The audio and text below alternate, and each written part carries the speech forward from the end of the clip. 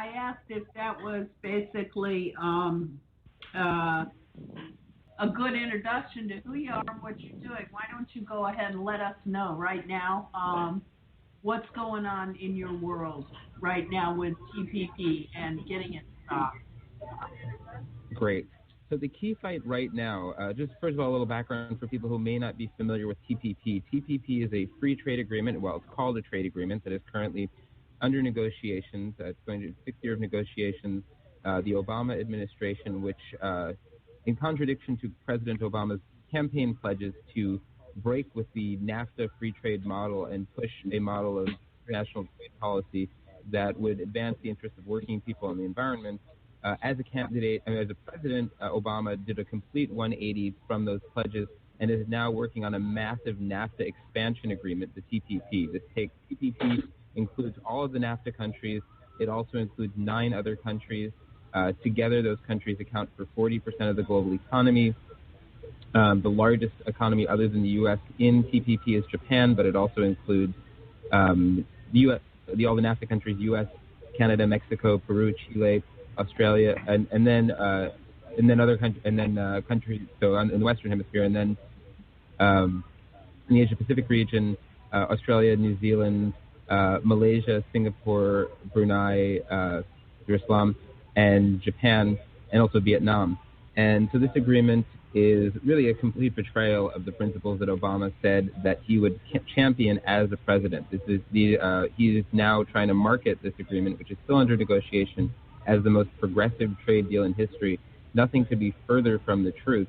This agreement is actually a step backwards in many regards from the agreements that were negotiated by the Bush administration in terms of things like protection of labor rights, environmental protection, and protection of access to medicines. The Bush trade agreements, as a compromise with Democrats, were revised and passed under from Peru starting with the Peru Free Trade Agreement, were revised to include something called the May 10th Bipartisan Agreement on Trade, which, far from being sufficient, did, though, include some protections for defending access to medicines against attacks through corporate intellectual property rights built into these trade agreements, did include some environmental safeguards, and did include some labor rights provisions. The Obama administration has pretty much thrown those things out the window to the point where Sandy Levin, the ranking member of the House Ways and Means Committee, is directly saying that, despite Obama's claims, this is not the most progressive trade agreement in history, and in fact falls short of many of these previous trade agreements coming out of the Bush administration. Yeah. So President Obama, despite concerns from members of Congress about the secrecy in the negotiating process around these agreements, in contrast to past trade agreements, these agreements are being negotiated completely in secret. We, the people, cannot read the negotiating text of these agreements. Members of Congress, if they want to read them, and this is even a reform, members of from before where they had even more limited access, members of Congress, if they want to see the negotiating text of these agreements, have to go into a room behind a closed door with a member of the Office of the U.S. Trade Representative, or representative of the Office of the U.S. Trade Representative, basically staring at them as they page through these documents, these voluminous trade documents. They're not allowed to take notes. They're not allowed to make copies of pages. Any staff that access these documents need national security clearance. And let's be clear here. We're not talking about nuclear bomb secrets. We're not talking about lists of CIA agents. We're talking about what's supposed to be a trade agreement. So the fact that this is being classified as a matter of national security, we're not talking about trade in ICBMs. We're talking about commodities trade.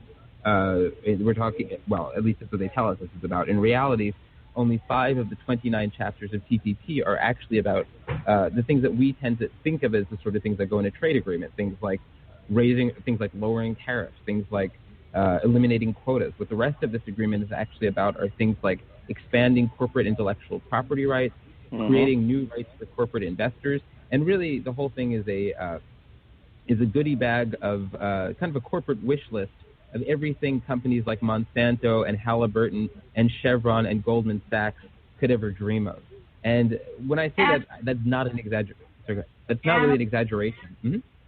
Adam, what you're talking about is, especially with the secrecy of what is contained in a piece of legislation that even the signers of the legislation have no true idea of what the extent is. you're really, what we're talking about here is a way for corporate profiteering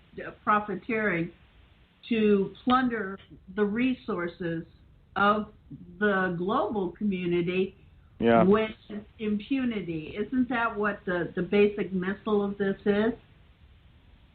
You're absolutely right. This TPP has been described as a backroom deal for the 1%.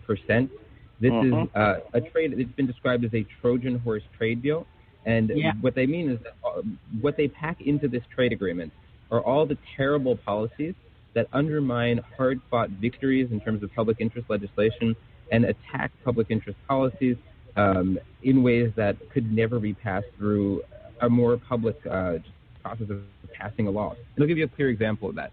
There's some of you, you may have heard of the Stop Online Piracy Act, and some of your listeners may have heard of this. If people remember the black bar that went across Google and this big controversy about this internet killing legislation in the interest of protecting the intellectual property of the software industry and other content providers whose content is on the internet, these draconian rules that would crack down on everyday internet use. And, what they did, since that went over like a lead balloon, what they basically did is they tucked SOPA-like rules into TPP, where no one's going to see them and no one's going to know about them. First of all, because it's tucked into a massive trade agreement where no one expects to look for it. Second of all, because trade agreements sound boring. Third of all, because the corporate media completely covers up this issue. There have been repeated studies by Media Matters for America that find again and again that the broadcast corporate media completely ignores this issue. And it's not an exaggeration. It doesn't mean that they don't talk about it enough. It means that literally they don't talk about it at all. CBS, NBC, ABC, Fox News, none of those networks even mention this agreement. It's gotten a mention on the McNeil-Lehrer, it's no longer what used to be the McNeil-Lehrer News Hour, but is now the PBS News Hour. Moyers and Company, when that show was on, did talk about this issue on PBS. On MSNBC, the Ed Show, Ed Schultz's program, has done a marvelous job of covering this issue. But these are voices in the wilderness of media silence, and the corporate. And the reason why this is not just because the media didn't decide this isn't an interesting issue. We have to follow the money, and follow who ultimately owns these media corporations. The CNN, Time Magazine, these are Time Warner companies, and Time Warner is one of the members of the U.S. Business Coalition for TPP. So how can we expect them to objectively report on, let alone report on at all, a piece of legislation they're actively lobbying in support of? News Corp, which owns Fox News and the New York Post and many other media outlets, is also a member of this business coalition. Viacom is a member of this coalition. And keep in mind, a lot of these companies are invested in many forms of content creation, and they're exactly the kind of companies that want these kind of extreme intellectual property rules that criminalize, where if a teenager decides to watch a movie on a that's not a on a website where it is not copyrighted, which doesn't have the intellectual property right to provide that material, where that can be treated as a criminal act, where if someone downloads a recipe, that they buy a recipe and then email it to a few people, that can be prosecuted criminally. Essentially, this agreement would turn your internet provider into an internet cop policing your internet use with potential criminal penalties. Right. And so that's the kind of thing that could never pass through a normal legal process. Through the normal process of passing laws. But when you build it into a secretly negotiated trade agreement, even though it has nothing to do with trade, B, have the media cover it up, C, railroad it through Congress through what's called fast track authority, people never know what hit them. And the way fast track works is an important thing to understand. Well, before we get to fast track, one other thing that I want to mention, I was talking about the corporations who are really behind this thing, the Citigroups and the Monsantos and the Bank of Americas and the Pfizers and the Halliburtons and so on. These corporations are, when I say that they have oh, damn. Oh, we lost them again. Yeah. Adam, are you there? They're what are called industry trade advisory committees. These are formal bodies that are intended to advise the Office of the U.S. Trade Representative, the people who actually negotiate these agreements on behalf of the U.S. These are the people who, unlike you and me, who, unlike our members of Congress, actually have full access to the negotiating text relevant to the chapters that relate to their area of interest. Right. And so these advisors, there are 600 of them, just over 600, over 500 of those advisors are corporate representatives and representatives of industry lobby groups. Then a tiny percentage of them are representatives of environmental groups, a state legislator here or there, an academic. But those are a drop in the bucket compared to the vast majority of these advisors, which are people like the representative for ProfLife, which is the industry group for companies like Monsanto, from the direct representatives of the big corporations. So the people who have the ear of the advisors are the representatives of the big corporations, and the people doing the negotiations are themselves people who either come out of some of the worst corporations in the world or want to get jobs with them. And I'll give you two examples of that. One is that President Obama... Adam, I have a question. Just to, don't forget what you were going to say, but I have a question here. What prohibits because there's been a question brought up in the chat room, not a question, but a statement that it's too bad we don't have a senator that will read the TPP contents into the congressional record like the Pentagon Papers were in 71. What is basically stopping now? Why is this not being? Why is this unable to be done? What's the stopgap there? That it's national security. That's correct. These are classified as national security documents. So a senator who chose to release those texts would be essentially releasing a state secret and could be prosecuted for that. What actually has happened, though, is there have been leaked texts from the negotiation, leaked by WikiLeaks and others, and that's largely how we know what is in this agreement, not because our government has been forthright about what's in it. The Obama administration claims that this is a transparent negotiation, and Obama puts on this mock puzzlement when people like Elizabeth Warren talk about the lack of transparency in this negotiation. Well, the reality is the only reason we have any clue what's in this thing, partly is by people actually talking to the negotiators, partly by vague language that is released by the administration, partly by the fact that they've told us that this is modeled on the terrible U.S.-South Korea Free Trade Agreement, which since it was signed into law in 2011 has already cost the U.S. 85,000 jobs. That's something we should model a trade agreement on, with 40% of the global economy? But the other piece, and the most significant piece, is the leaks that have come out through WikiLeaks and other sources. There are members of Congress who've expressed great frustration about the fact that even when they can read these documents, and essentially what they can read in a room while being stared at with no notes, they're sworn to secrecy about what they're actually seeing there. They can't tell us what they see. Congressman Alan Grayson has said that, from what I've seen, this is a punch in the face to the American middle class, but I'm not allowed to tell you why. Right. So our legislators are being prevented by President Obama from telling us what's in this agreement. And Adam, if I could just interrupt for just a moment. One of the reasons that Obama is so insistent on doing this is not only because he's been turned into a corporate dupe, but he thinks in his mind that he's going to somehow blunt China's role in the world economy by signing this big agreement is a countervailing move to keep China from getting any more powerful economically. That is so stupid. I've never heard of anything so dumb in my life. It can't happen. It won't happen. Well, and we know from history that strategy doesn't work, because we've heard this song before. We've heard this song before from Bill Clinton in the late 90s. When when permanent normalization of trade relations with China was going to be this great economic opportunity for the U.S., and which paved the way for China joining the WTO. Well, what did that do? That led to 2.7 million U.S. jobs being lost. So we already know that President Obama lacks the judgment to prevent us from entering into job-killing trade agreements thanks to the Korea FTA.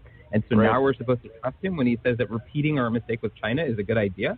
No, he's overmatched, and he's bought out by Wall Street lawyers that are bankers that are forcing him in the direction of going this way, and he just doesn't have the grasp on what he needs to deal with this stuff. Well, it costs a lot of money to get elected twice president of the United States, and frankly, I think it's I'm of the opinion that, and this is just my personal opinion, not an organizational statement or anything, but I'm of the opinion that that money in politics is a very effective vetting system for people who are going to walk the line for corporations. And that the corporations will make sure with their money that anyone who's not willing to play the game will never be elected president. And so President Obama had certain assurances had to be made in order for him to be elected. And corporations have now called in the chips, and this is, so he's basically using all the credibility he's built to sell this deal that's going to undermine every goal that he claims to have fought for. I mean, he says he's working to fight climate change. TPP will actually give corporations the power to sue our government in international tribunals outside the jurisdiction of our court system. You might as well do away with the government because they have no power anymore. It's become totally corporate rule, domination for 40% of the world's economy and more. It's just a terrible, terrible, terrible thing, and we've got to stop it. Absolutely. That is absolutely right. And we should also be aware that TPP is, they say bad things come in threes. Well, if there ever was an example of that, it's the Obama trade policies, because not only, well, first of all, in 2011, we got the gift of the South Korea, Colombia, and Panama free trade agreements. Each one of which you can say was worse than the last one. The Panama Agreement helped lock in banking secrecy and became and helped to lock in Panama as a corporate tax haven and a way for billionaires to stash money overseas. Oh, and by the way, a very convenient place for the Colombian drug cartels to launder their money just north of the border. Panama borders Colombia, and so it became a very great way for Colombian drug cartels to hide money.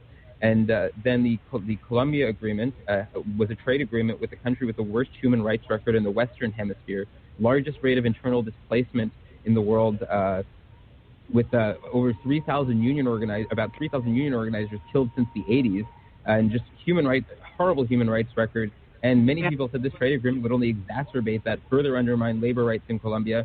President Obama said those things when he was a candidate, but changed his tune when he was president and put a Band-Aid labor action plan as a side agreement on the agreement, which did very little, and then moved ahead with this trade agreement, which only locked in human rights abuses. The Korea Agreement, the Economic Policy Institute estimated would kill 159,000 U.S. jobs, and we've already seen it kill 85,000 since in this few years since it's been implemented. Keep in mind, these were only signed in 2011.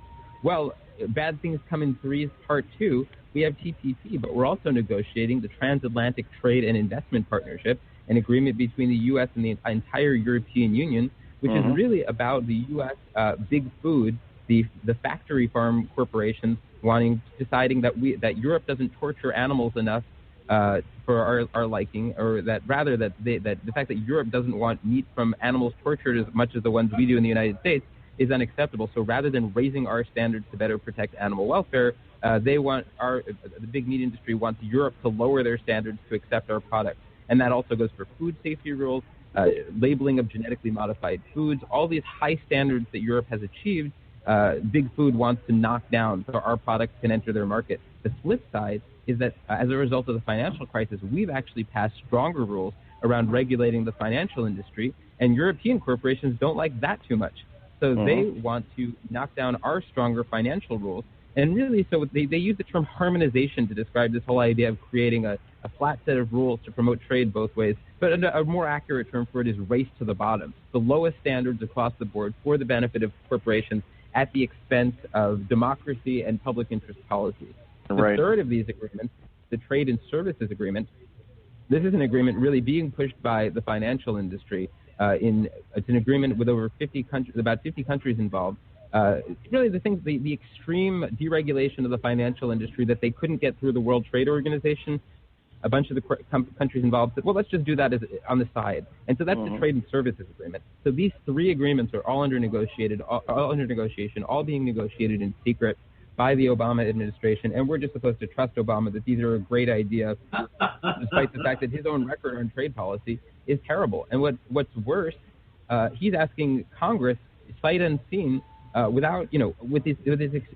all, with the negotiations not completed on these agreements, second of all, with the agreements, with Congress having this very limited access to the agreements, he's asking them to give him fast-track authority.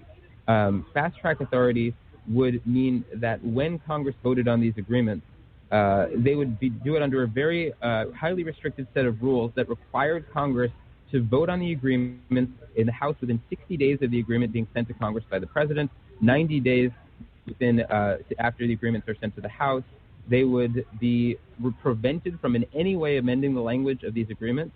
Right. They would be limited to 20 hours of floor debate, meaning that once the clock starts ticking, when 20 hours pass, 20 hours of real time, not 20 hours of debate time, when 20 hours have passed, they are no longer allowed to debate this legislation. That's Congressman Allen preposterous, isn't it? has said that for every member of Congress, that means if everyone in, not that necessarily going to happen, but if every member of Congress wanted to testify, they would each get 88 seconds. Now, why would you do that with a piece of legislation? Well, let's say the U.S. was being bombed by another country. Well, I mean, we don't need, that's addressed. I mean, the president is allowed to take certain military actions prior to the War Powers Act. So, I mean, you have to think of what kind of emergency circumstance would say that we would limit Congress to 20 hours of debate. There's only one reason you would do something like that, which is when you're trying to railroad something through Congress without the public being able to raise enough of an outcry to stop it.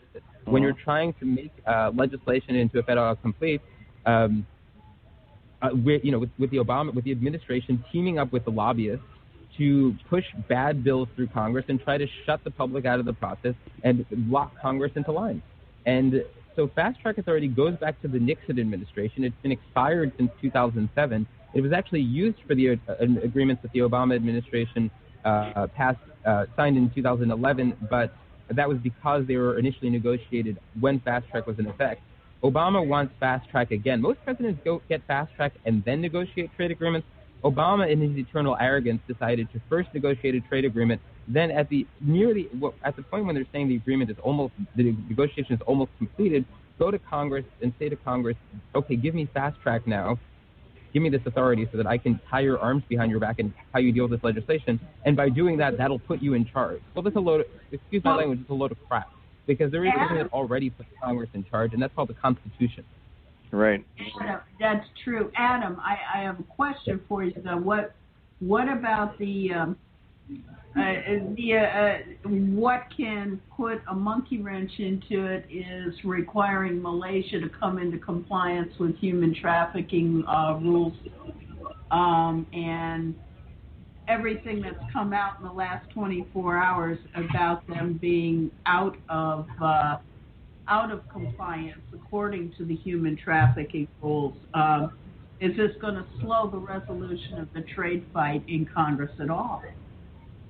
One of the most outrageous things about this whole situation, now literally just within the last week, there have been new revelations of mass graves in Malaysia directly tied to human trafficking. Hundreds of people been found killed as a result of this country that has not done enough to address this human rights atrocity.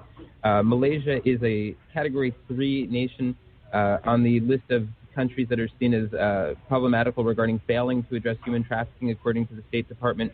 This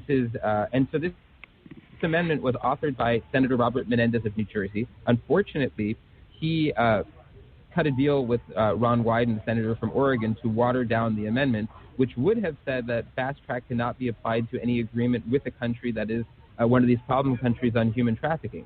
The good yet ironic thing that happened was that Mitch McConnell kind of shot himself in the foot a little bit, because they actually tried to short-circuit the amendment process on this legislation so that they could rush the legislation through before Memorial Day weekend. And so one of the things and then Rand Paul cut into their time for debating and passing amendments with his pseudo filibuster on the Patriot Act. And so what happened was, left with very little time, they took a vote to cut off the amendments and debate. Well, what actually happened was the original version of that amendment, the strong version, was left in at the time they did that, and they never replaced it with the weaker version of the amendment.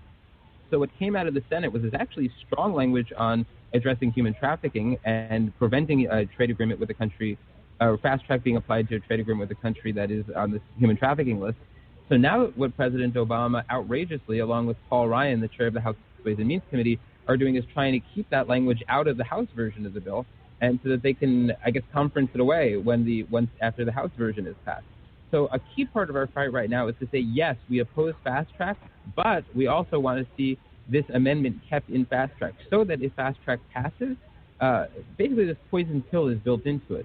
And that's important, first of all, because this thing is terrible and there should be a poison pill. But second of all, because it is outrageous that we should not be saying that we should not be passing free trade agreements with countries that are not addressing human trafficking. Potentially, an agreement like TPP could prevent us from applying international sanctions as a policy tool to pressure countries to address human rights issues. That's also a concern that's been raised around Brunei, which is a country that has instituted an extreme form of Sharia law that is seriously cracking down on the rights of women, LGBT community, and Christians. And so we're taking away the tools that we can use to take action for human rights. And another issue is that Senator Marilyn Chase, the state senator from Washington, has said that the language on movement of human persons in TPP could actually potentially exacerbate human trafficking. So the fact that the Obama administration is trying to strip away this language in the interest of railroading through this bad trade deal is just indicative of how much more important corporate profits are to this administration than human rights. Right. So, it's terrible. But the thing with fast track is if fast track happens, now they're trying to say that, well, we created a new version of fast track. This is better fast track. And so they're saying, well, we built in a 60-day waiting period between when the legislation has to be released to the public 60 days before the clock starts ticking in terms of Congress being forced to vote on it. Well, that's nice, but respectfully, so what? You've already locked everyone out during the negotiating process, and it can't be amended. It's a done deal. We know that every trade agreement that has ever in history been sent to Congress under fast track is passed. They do what they can to get those votes. In 2005, when the Central America Free Trade Agreement went before Congress and they actually didn't have the votes to pass it, what they did was they extended the vote by 45 minutes, and then Dick Cheney went in, and the famous line was, break arms and twist arms until they shatter, something like that. And basically, they made every threat, every bribe to every member about, we'll cut funds from your reelection, we won't send this, we'll cut this pork program to your state, we'll whatever level of horse trading, threatening, or bribing they could do to get the votes. So we know that fast track is the way that bad trade agreements are forced through Congress, and that Congress has turned into a rubber stamp. So giving us an extra 60 days to see it is basically like just watching a car crash in slow motion. It doesn't stop the crash. But if we don't pass fast track, what happens then is that the entire process of finishing the TPP negotiations may be potentially derailed, because the other countries are flat out saying they're not going to close this deal without fast track. Because without fast track, the agreement could go back to Congress, and Congress could pass amendments that could turn over the apple cart. They could be forced to go back and renegotiate aspects of these agreements. If Congress said, no, we're not going to create a system of international tribunals that attack U.S. sovereignty and allow foreign corporations to attack our laws in international tribunals where they can demand monetary compensation when they claim that our laws interfere with their lost potential future profits, meaning not their investments, but the money they think they could have made if we hadn't passed the law. Yeah, and who's to police that? Who's to police that? I mean, that is so bogus. I can't even imagine somebody ever going for that. But people are going to do it, and they're going to be forced to do it by the powers that be, and that's why we've got to stop this. Absolutely. Well, one of the things that people can do, because I imagine by this point people are, their knuckles are probably getting white and they're probably tearing their hair out. So I really want to let people know this is, as bad as this sounds, the good news is that the fact that we can do something about this, and we already have. Right. The fact that they took this vote in the Senate before the House, it's pretty clear under constitutional law that this legislation is supposed to start in the House, not in the Senate. Trade agreements are trade legislation is supposed to come out of the House. The reason they started it in the Senate using some procedural trickery is because they don't have the votes in the House. So as a matter of sheer embarrassment, they wanted to start this in the Senate so that they could get some momentum and then say to the House, this already went through the Senate. Now you guys should pass it. So we've done our job in terms of making it painful for legislators to come out in support of this policy. They're hearing from the Chamber of Commerce. They're hearing from the Exxons and the Monsantos and the Halliburtons and all the corporations who benefit from these kind of trade deals. But they're also hearing from the unions and the environmentalists and the Tea Party. They're hearing from the Access to Medicines activists and the AIDS activists. And they're hearing from the food justice activists, and they're also hearing from the Eagle Forum and the John Birch Society. So people across the political spectrum have been been raising hell because people recognize that this is a fundamental attack There's on been national widespread opposition sovereignty. to this, and it's got to continue, and it's got to gain strength rather than recede. It's got to gain strength. We've got to defeat this totally. We've got to totally eradicate it. Absolutely. And one thing that we can do in the coming week, Wednesday, June 3rd, is a national call-in day to stop fast track. The House is going Congress? back into session, and we know that Obama and Ryan are going to do everything they can to pull a Dick Cheney and bribe and threaten until they get those votes. When President Obama was trying to get the Senate votes on fast track, he was doing everything from giving people flights on Air Force One to inviting them to state dinners if they betrayed the Democratic Party, which is largely against this, and came out in support of fast track. So that pressure is just going to be ramped up on the House side. People can go to click2callcongress.org to find out who represents you in Congress and how to contact them. Again, that's click2callcongress.org, or just call 718-218-4523. And the message is simple: no fast track, no way under any circumstances. Fast track is also called Trade Promotion Authority. So if anyone tells you they don't know what fast track is, they're not going to say that. But if they do, you can say Trade Promotion Authority. Now, some of them may say, well, it depends on what amendments are with it and what the final package looks like and what gets added to it and how much funding there is for retraining of workers who get screwed by these trade agreements. And they actually built in, the Democrats insisted, into the Senate fast track version, kind of a consolation prize called Trade Adjustment Assistant. It's nothing. And it's nothing. Job retraining for workers who lose their jobs as a result of outsourcing of jobs from free trade. So basically it's saying, sorry you lost your job. Here's some money to get retrained so maybe you can find another job. Good luck with that. That is not right, exactly. Good point. Good point. Band-aid on cancer.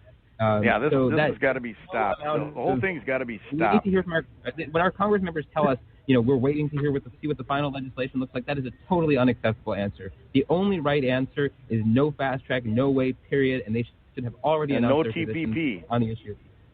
That's right. No fast track, no TPP. No TTIP, no TISA, none of these agreements. And one thing that we also need to understand about fast track is that it goes on for 6 years. 6 years, which means that let's say people think President Obama is the greatest thing since sliced bread, we can trust President Obama. He's a president for the people. If you still believe that, I'm in New York City right now, so we have a bridge on sale that I might want to interest you in. But that aside, if you really think Obama is so wonderful, how do you feel about President Ted Cruz's trade agreement or Rand Paul's trade agreement? Well, one of the reasons Mitch McConnell is so in favor of this, Adam, one of the reasons that Mitch McConnell is very much in favor of this and is trying to do everything he can to get it to pass, and he was very successful in the Senate, is because he's anticipating that the Republicans will win control of the White House and that he will be able to steamroll stuff, whatever he wants, all throughout Congress. That's why we've got to stop this completely. Did you hear that, Adam? Yes. Yeah, I'm hearing a little echo, but yeah, and that's absolutely right. And the absurd thing is that President Obama has said outright that, Mitch McConnell has, what you just said, Mitch McConnell has been very candid about that. He's come right out and said that. So we have the absurd spectacle of a Democratic president collaborating with a Republican Senate Majority Leader, saying that he's doing this so that he can give power to the next Republican president, and this Democratic president going against the majority of his party in both houses, blatantly insulting one of his own senators, Elizabeth Warren, while having Mitch McConnell talk about how working with Obama on this issue has been an out-of-body experience, and praising Obama's work on this issue, and Paul Ryan and and Obama being written up as sort of the new buddies, these new great collaborators. Oh, so what a horrid! President Obama is the best Republican, is the best Republican president in recent memory as far as the corporate wing of the Republican Party is concerned. The grassroots Tea Party Republicans, who are not necessarily always in line with narrow corporate interests when they see it as pushing in the direction of crony capitalism and against constitutional law, don't like that, and that's why many House Republicans are actually aligned with the Democrats on this. Right, but, exactly. President Obama is a great corporate Republican president, and he's happy to find a collaborator in Mitch McConnell and Paul Ryan, and it really goes to show you that the corporate wing of both of these parties are really pushing the same agendas. Thankfully, we do have some members of Congress who actually care about things like well, being reelected by their voters and who are not totally confident that they can go on corporate money alone and get reelected. Right. And we're elected by, in part, grassroots movements and unions, and are answerable to those constituencies. So we all, on the right and the left, in the grassroots, have done our jobs with those legislators, and it's just a matter now of holding the line. Because the longer we stretch this out, well, President Obama and these members of Congress know that the public does not want to pass these, does not think these trade agreements are a good idea, that whenever anyone hears about these things, no one likes them. So they want to rush this thing through this summer. They don't want to do it for months. The closer this gets to an election, the harder it's going to be to move. And we've already seen that in the positions that the Republican presidential candidates are taking. Bobby Jindal has come out against fast track. Chris Christie has come out against fast track. Carly Fiorina against fast track. Mike Huckabee against fast track. Rand Paul against fast track. So that didn't stop him from voting for cloture in the Senate. So he has to answer for that. So he did vote against fast track in the final vote. Lindsey Graham also said he was against fast track, and then he got bought and switched his vote. But Bernie Sanders against fast track. So the number who haven't taken a position on this is really shrinking. Jeb Bush is trying to needle Hillary Clinton on it and saying that she should be moving it. Hillary Clinton has been hedging about taking a position because Hillary Clinton obviously, will do whatever Goldman Sachs and Monsanto tells her to do on this. But she can't say that when she wants to get union endorsements going into a primary. And if you really want to know, she's walking a tightrope. But it's a bad move. It's a bad move any way you look at it. And regardless of who's for it, anybody who's for it is against all of us. And keep that in mind, people. If you're a working person in this country, if you're on disability, if you're compromised in any way, if you're lower income, you're middle income, this is a bad deal for you. It's only good for the wealthiest 1% of 1% of this country internationally. It's just a terrible, horrible arrangement. We've got to defeat it completely. Well, Jack, I've said that for many, many weeks in line. There is a severe attack on the working and middle class in this country, and it's all being done behind the curtains. Don't look behind the curtain there, right? But they'll keep us fighting amongst ourselves on the non-issues of war on Christmas, that kind of crap. Yeah, right. That's the most buccaneers. We have a caller online. I'm going to open up the microphone and ask them if they want to ask a question or contribute. Well, I just lost the caller. Okay, never mind. Sorry about that. Call back. Yes, absolutely. Please call back. We do want to hear from you. Yeah, we have one other caller that's been waiting for quite a while. I'm going to open the line. Sometimes people call in merely to listen in. But 303 area code, are you there? Hello? Hello?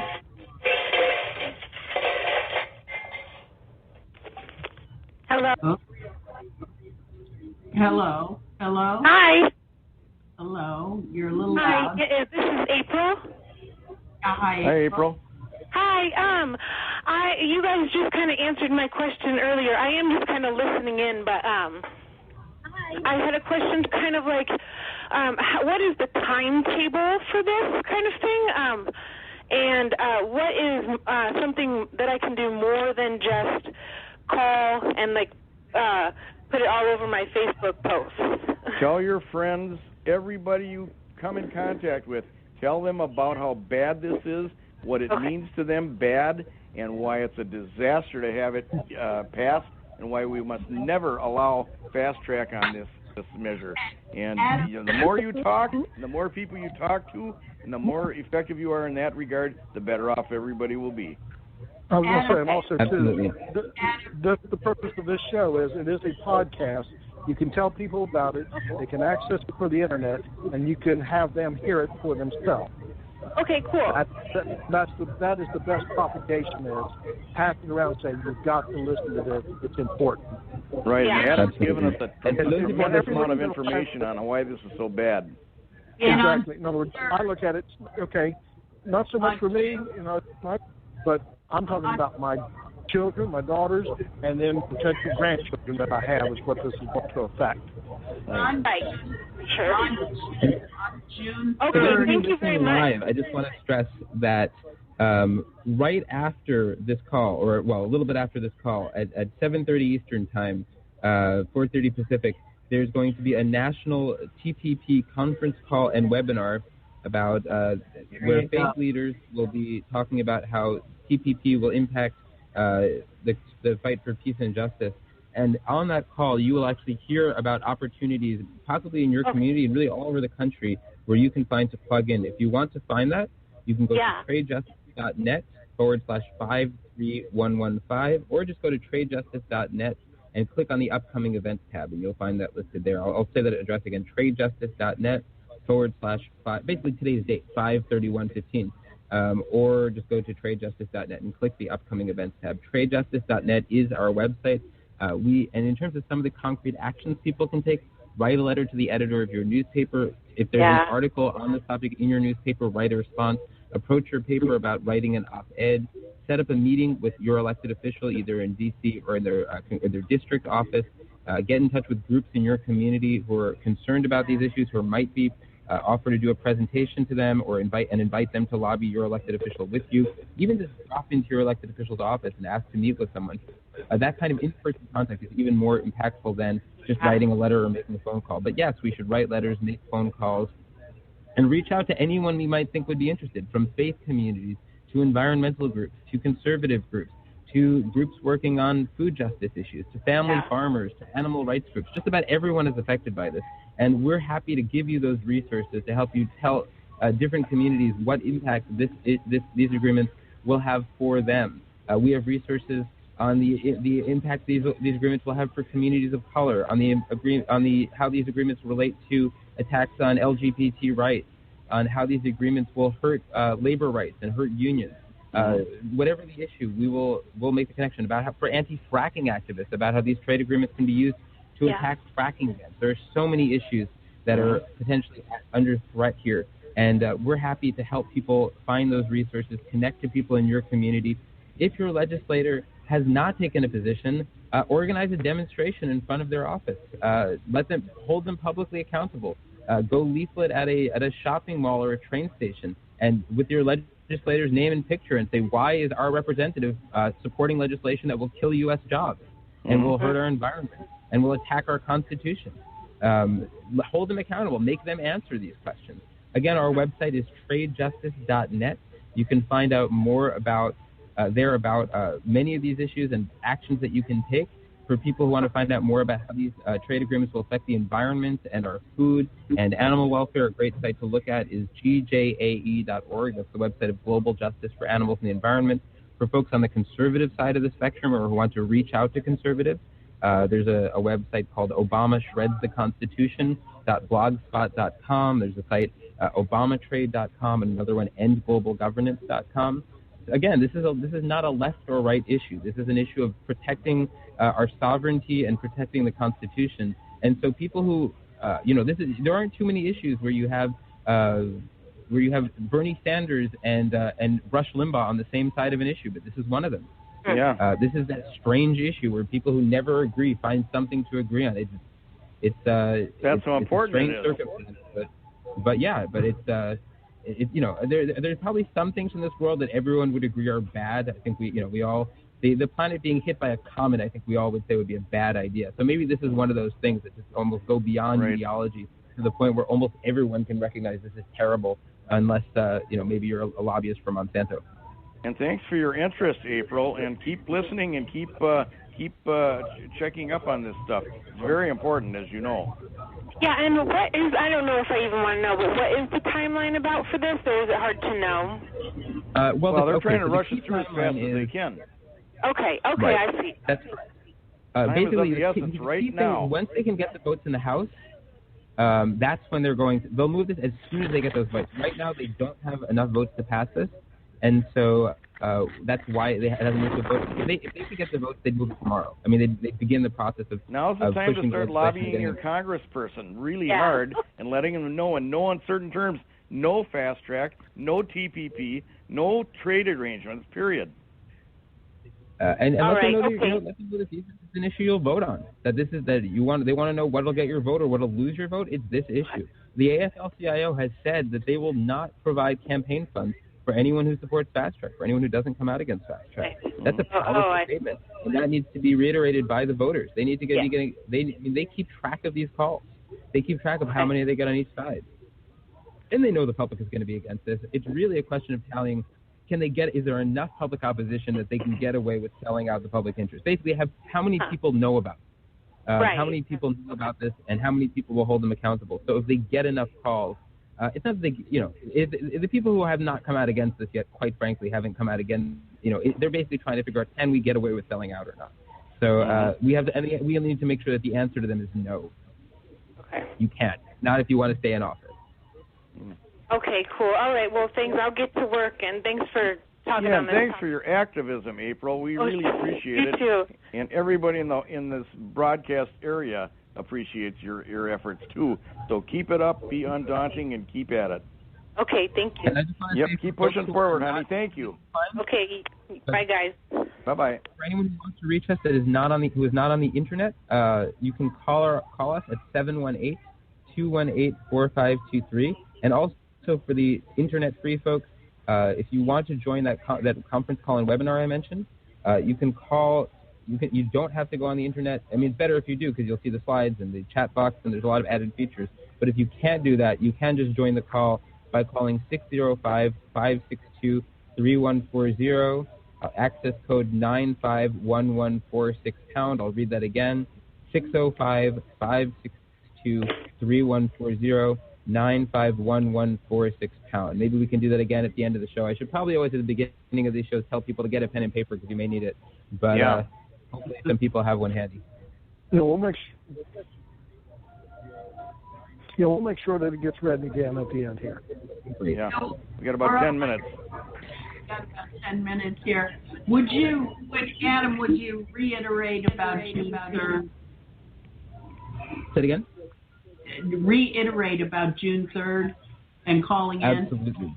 That June 3rd is a national call-in day to stop fast track, and this is something that organizations from a wide range of organizations are participating in. Environmental groups, labor rights groups, food justice groups are all taking this one day to make phones ring off the hook in congressional offices.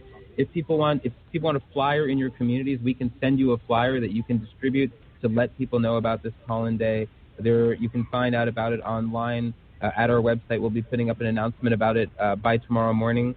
And everyone needs to call their elected officials. And again, the message is no fast track, no excuses.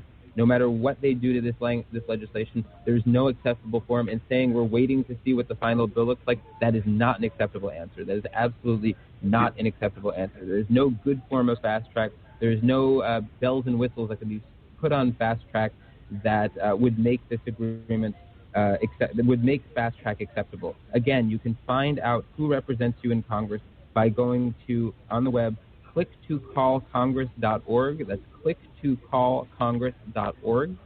Or if you, again, are not on the internet but want to reach us, you can want to find out, you can call us and we would be happy to let you know. We're at 718-218-4523. That is 718-218-4523. You don't have to worry about being an expert on this. Just let them know that you oppose fast track and you want them to oppose fast track, that you want them to commit to do that publicly, and you want them to put it in writing, and that you want them to send you what they put in writing. And so give them your name and your full address, and then tell them that you want them to email you or mail you, email's faster, so if you can do email after email, a statement with their position on this issue, because we need to get them to commit to that. And you can write, go to your newspaper and offer an op-ed asking why Representative so-and-so has not come out against fast track, or worse, is even supporting fast track.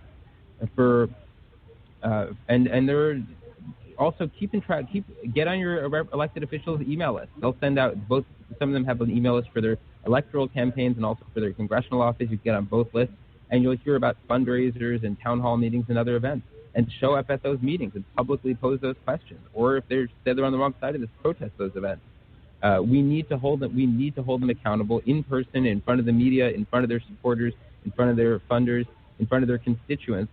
and ask them why they are standing with the corporations and not with the public, or why they haven't announced a position on legislation that there's no excuse to not have announced a position on. There is no form of fast track that is acceptable, period. Great.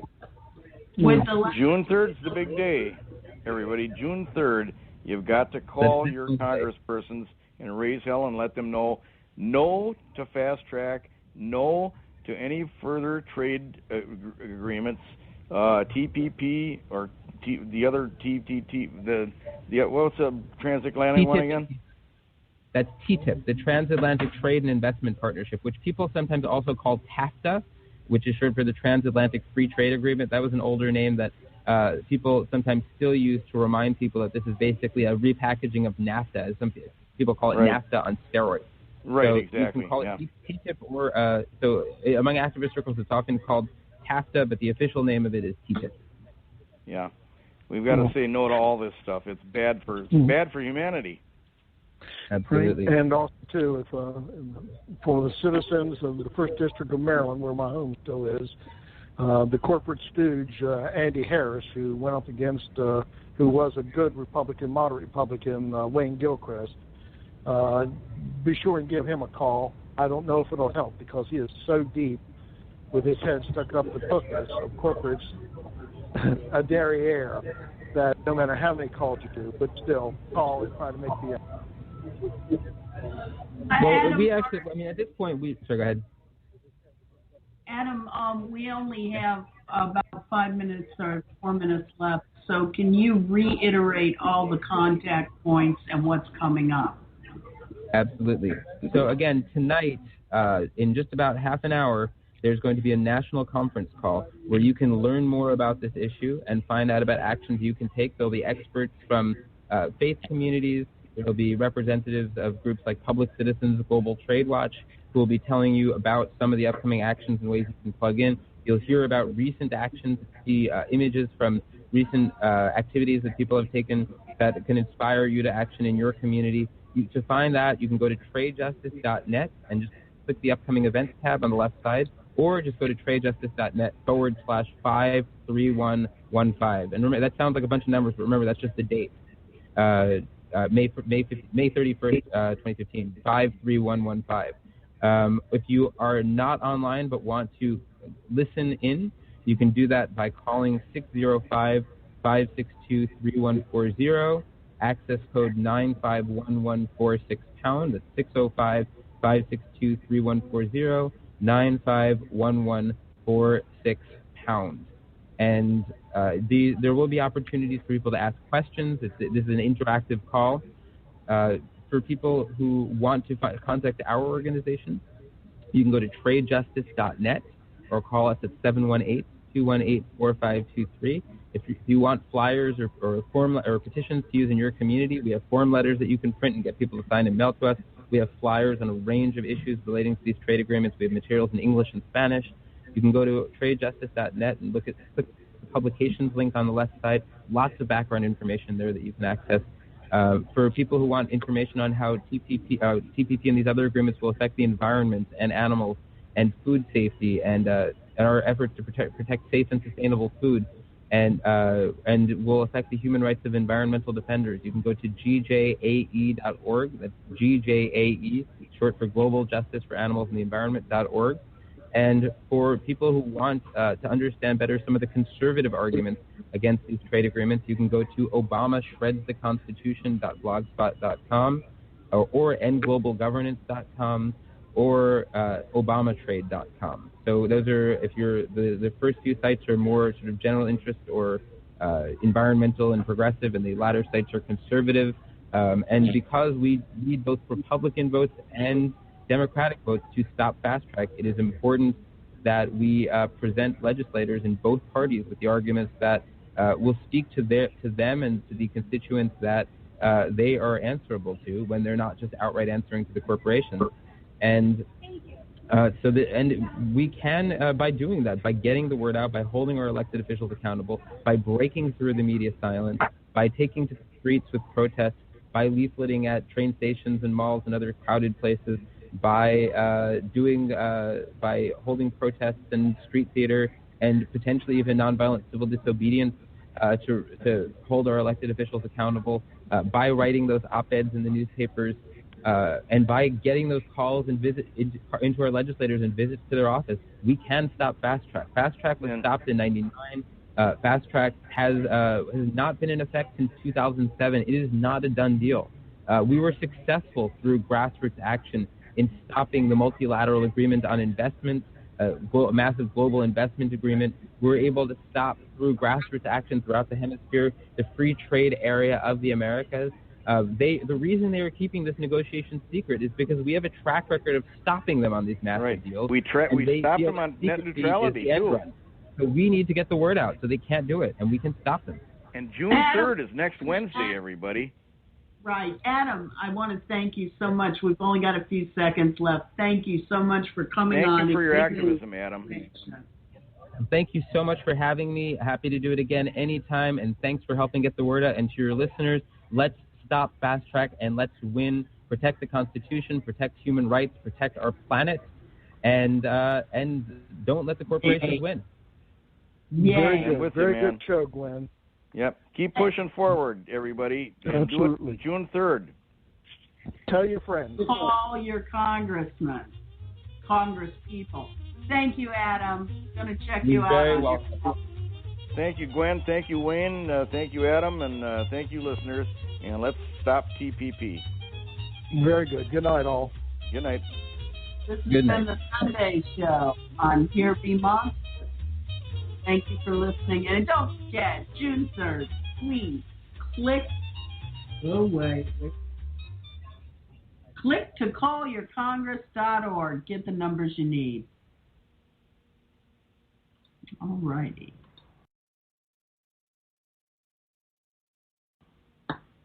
Don't let the corporations win.